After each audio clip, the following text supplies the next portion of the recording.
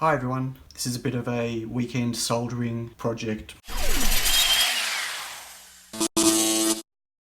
Not sure what I'm going to call it. Might be a regular occurrence, might not be. I've got a couple of these kits that I want to put together for a project, so I thought I'd just do some soldering and have a bit of a chat while I do it. So these kits are little LED matrix displays. The 8x8 matrix displays, PCB. I'm not sure why I bought these in kit form originally. Maybe I didn't even realise they were coming in kit form. I bought a few of them very early on when I started dabbling with electronics again. And so I might put, well, I need them both for a project that I'm working on. I'm sorry if the camera's bouncing around a bit. It seems that my mount for my camera is not very steady at the moment. So anyway, they're Max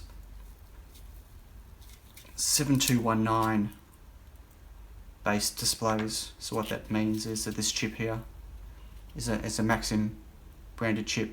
It's a Max 7219, which is like a multiplexing chip that allows an 8x8 array of LEDs to be controlled just with some basic inputs and outputs. So we've got obviously a VCC and ground here, and then the only other things we need is a clock, a select, and then data in to be able to actually control all of these, which is pretty cool. Otherwise, you have to be wiring up every single one of these LEDs with resistors to a PCB, and if you're using a microcontroller, you just run out of inputs. Now, unfortunately, like most things that come from China, this is what happens. Not sure if you can see this, but everything always comes bent. It's pretty disappointing. No matter how well they package things, and this was not packaged well at all, everything always comes bent. So I've got to be super careful. I need to bend these back into place, which I'm going to do now. It's just one of those things you come to accept, but you just don't understand why it happens. There's plenty of people on eBay who write reviews complaining that their product came and it was great, but it came damaged. It just doesn't take a lot. That's just not a lot of packaging, not a lot of support. Hope the chip is okay. Let's find out, shall we? Looks okay. Put the vacuum for now, and it's the socket. Okay. So of course I don't have to use a socket. I could technically. Where's the indicator here, just to show which ways pin 1 is. And you'll see that on the actual PCB there's a marking just up here to show where they need to match. So I could actually solder this chip directly to the board if I wanted to, and I might actually, because for this particular project I'm not going to need to pull the chip out, and I probably want it to be as thin as possible. So as you can see, that's the chip on the board there.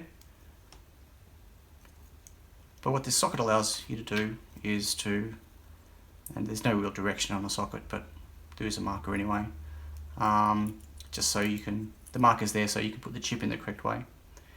But if you put a socket in and you solder that onto the board, then it means that you can actually put the chip in and then take the chip out and use the chip in something else, or if the chip is damaged in any way, you can replace the chip, which is pretty cool. But it adds, as you can see here, quite a lot of height once the chip is in.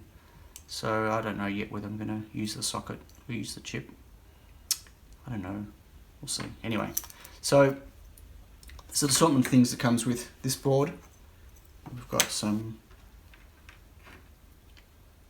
header pins for these, for the back of the LED matrix, which again, I could be soldering directly to the board if I wanted to, but by using these, it means that it can be removed. We've got a electrolytic capacitor, which has got a polarity, so you can see here a long and a short pin, so the anode and the cathode, and you can also see that there's a marking on here which indicates the negative, which is the cathode. We've got a ceramic capacitor, which will not have a polarity, so that can go in any particular direction. and we have a resistor, and I have no idea what the value of this resistor is, but that's okay. I don't need to know, I just need to put the board together. So I'm actually working with, lead-free solder, which means that it's going to be super hot. And the problem with working super hot is that quite often, especially with these header pins, you end up, if you hold the soldering iron too long to the actual header pin, it melts the plastic. So I have to be very careful with that. I'm just going to tin the end of my iron, which basically just means that I'm adding solder to the end of it and then taking it off again, which gives it a nice shiny coat, which you can maybe see, maybe not see on camera. Just keeps the end clean. Okay, so what are we going to do? We need to put all this together. I've got 2 of these to build. These here are just the in and out. As you can see here, and I am going to use in and out because I need to use 2 of these for my project. And yeah, so I will put both of those on, but I'll do them last. So what are the first things we want to do? As I said, we've got to be careful with these header pins. But I might do them first. I might be super quick on them. Now some people work with a like a PCB holder. I've actually got a PCB holder. I'd actually prefer to not. I don't know. Just need something underneath on the side to hold it straight. What have I got nearby? Oh, okay, we'll do the blue tack thing. Okay, so there we go. Hope you can actually see this. I'll see if I can get better focus.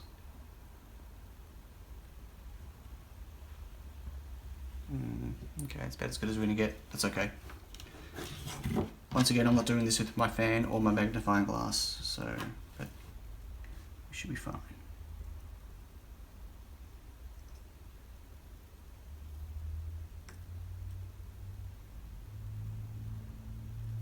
Just going to put a couple on each of these first, just to hold them still, make sure they don't move.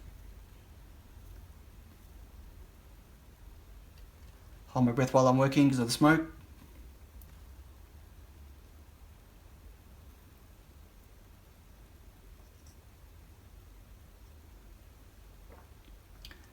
So this whole lead-free and leaded solder thing's an interesting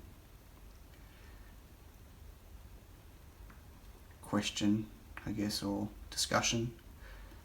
I'm using lead-free because obviously, the whole thought of lead and lead poisoning is pretty, bad. We don't want to do that. Don't want to get lead poisoning. But apparently it's actually nothing to do with the smoke. So obviously leaded solder, the touching of the leaded solder is the issue, because lead can absorb inside in your skin. So obviously I'm holding this solder as I'm working, so I'd be holding leaded solder, which is not great. The fumes themselves, there's nothing to do with lead, apparently, so I've been told.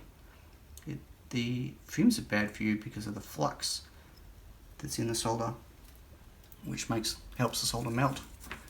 And apparently leaded, or lead-free solder, has more flux, or a higher level of flux, than leaded solder.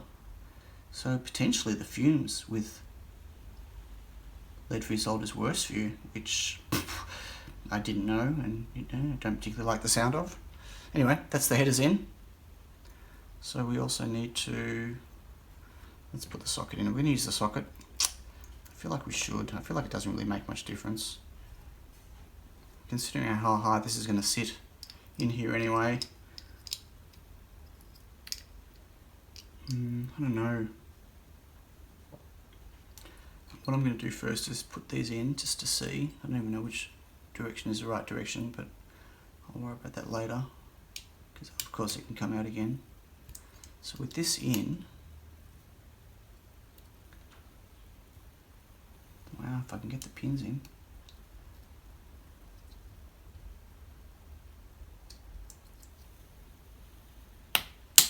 Okay, so with that in place, how high will the chip sit? So it's going to sit pretty high. I don't want to put the chip in right now, It's hard to get out again, but like if I was to stick just one of the sets of pins in for now and have a look. So as you can see, that's actually sitting quite high. It's not going to give me a lot of room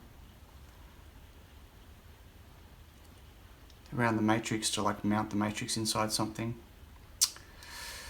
I don't know. I'm not sure whether I should just put it directly on the board or not. Dilemmas, dilemmas. Let's just take this back out again. Don't want it in there right now while we're working. We don't want to get a hot soldering iron tip near it.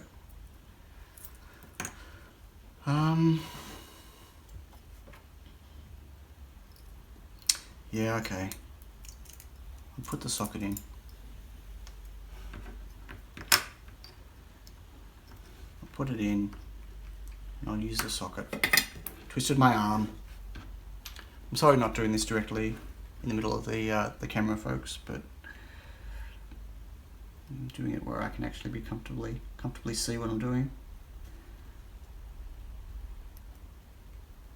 And hopefully you can see something as I'm working.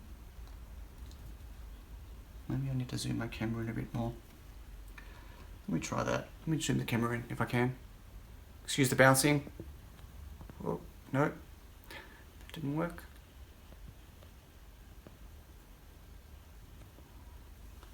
Okay, let me see if I can center what I'm doing to make it a bit easier for you to see. Hopefully you'll be able to see this a bit better. Let's see if I can focus. Wow, not very well. Okay, well, we'll stay like that for now. Hopefully that's a bit better for you.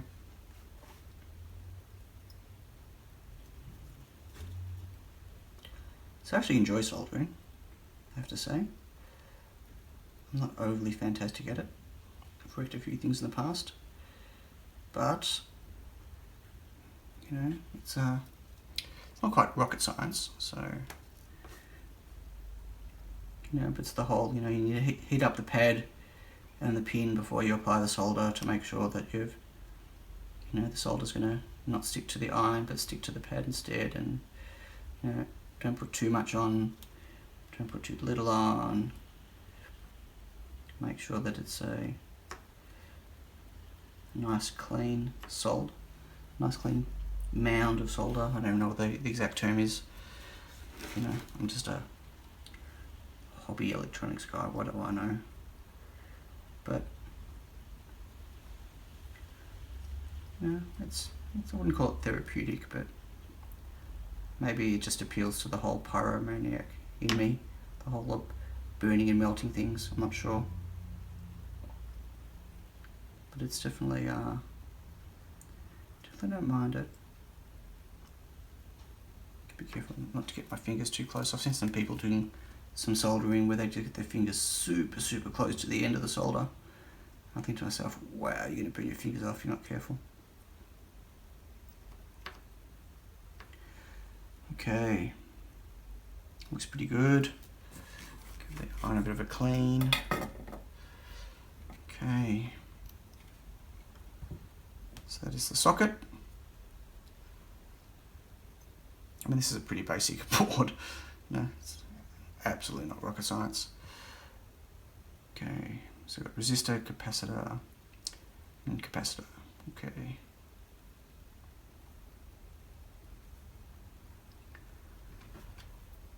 So the trick with these is just to get them in, right, and then bend the pins at the back, as you can see what I'm doing, to hold them in place. So, oops, didn't see that, was off camera. So I've splayed them like that, so I can now solder them and that the component will stay in place. Now how am I supposed to know which one's a negative and which one's a positive? And right, so that's VCC, and that seems to go straight to that pin, the top pin, which means the top pin would have to be positive. As a guess, and the negative is the ground plane. Yep, okay, that looks right. Now it's going to have to get bent over, it looks like, because it's going to have to sit inside. So I'm just going to, I don't want to pull the wires in all the way. Excuse me. So I want to give it a bit of room so I can bend it.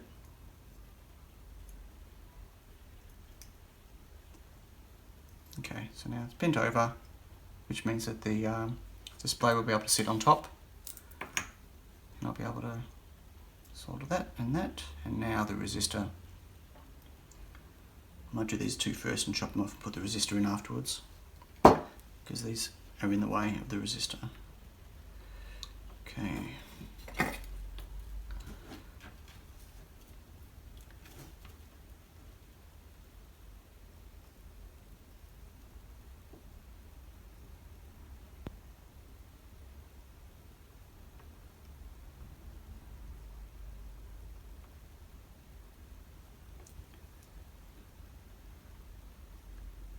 By putting this in the center of the camera, I've actually moved it away from myself a little bit. So I'm finding it a little bit hard to see what I'm doing right now, especially with the LED lighting. LED lighting makes it quite reflective and a little bit hard to see. Okay, they look pretty good. Just gonna get my clippers, clip these ends off. It's normally good to hold the end when you clip them so it doesn't go flying away. Nothing worse than getting a bit of metal into your face as it flies away because you're not holding the end of it. You can see what I'm doing, a bit hard, but there we go. There's the legs. Okay, we've got one more to go on. Just going to bend this into place.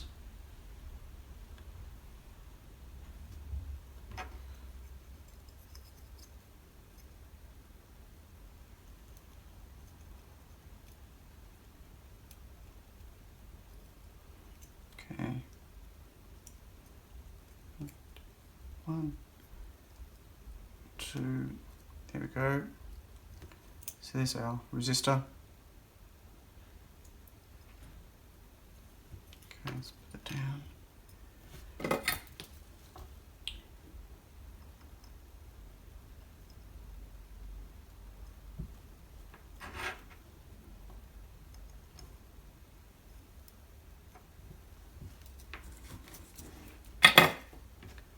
Okay, so resistor in place.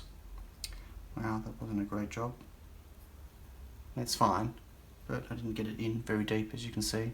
There's a bit of, or maybe you can see, get my hand out of the way. I could have got it closer to the board, but it's fine. This doesn't have to be my best work, it just needs to work. So what am I going to do with this one and the other one? Well, good question. We'll find out. It's for a future project. Okay, one there, one there. Put these headers in and then we are done. Okay, this one's going to be, I have to hold this down as I'm working. So what I'm going to do, the trick to this is you get a bit of solder. Well, I shall see, I can do it with one finger as well. I'm sorry if my hand's in the way, I apologise in advance. But you just get one in. Usually when you've got one soldered on, what you can then do is you could twist it and resolder it. So you can see it's on a bit of an angle right now, and I need it to be straight. So what I can do is, if I remelt it, trying to burn my fingers, I can actually straighten it and then hold it still. And now you can see it's nice and straight.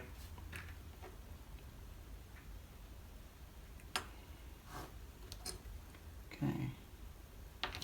This whole trying to do something in front of a camera, especially when it's zoomed in, and then to lift it up and show someone what you're doing, it's kind of weird and hard to do. It's going to take some practice for me. I'm a noob at all of this stuff. is making video shenanigans. It's definitely proving challenging, fun, interesting. I'm definitely having a good time doing it, but yeah, it's just never would have thought it would have been such a difficult, challenging thing to do. I need a bit of height under that. Yeah, I'll do the same thing again, okay.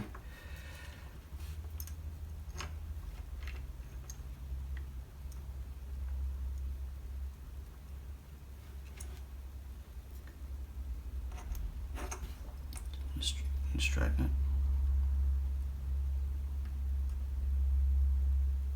it. That looks pretty good. Okay. So I've actually got a monitor in front of me that my camera's feeding into, so I can actually kind of see what's happening. I can kind of see what's happening through the camera, but it's not fantastic. It's like looking at things in reverse. You know, I need to move it down, so I have to push it up, for instance. But yeah, it's okay. Look at that. That should technically work. So I'm going to set to be careful of these pins. I'm going to put the chip in. And of course, the pins are normally splayed a little bit too far. So the trick there, you're going to do this very gently, is you lay the chip on its side and then you roll it slightly towards you to bend the pins a bit. You've got to be very gentle, because if you accidentally slip and push too hard, you'll bend the pins too far. And they're, yeah, you don't want to do that. That's how you break an IC. Did I do it enough? I think I might have. Maybe not.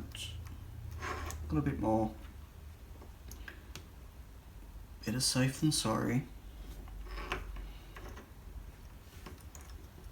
course, once again, I'm doing this quite away from my face. Okay, there we go. Make sure all the pins are in. Side looks good. Side looks good.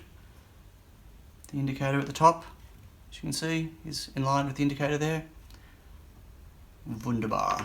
Okay, and once again, I have no idea which direction this needs to go, and it probably doesn't matter, because they're just literally being X and Y arrayed, or X and Z arrayed, depending on which way you like using your coordinate system. So I think theoretically it really shouldn't make a difference, although there is a marker here. See that down there? That indicates pin 1. And I cannot see if there's anything on here to indicate pin 1. I can always turn it around afterwards, right? Yeah. Yeah, let's just turn it around afterwards if we're wrong.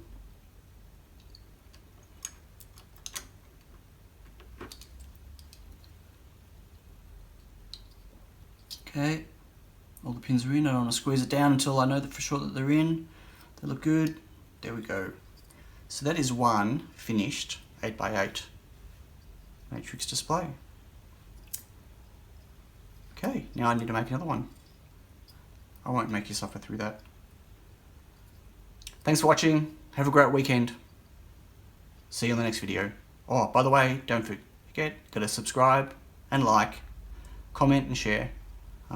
Your liking and sharing really helps me build the channel.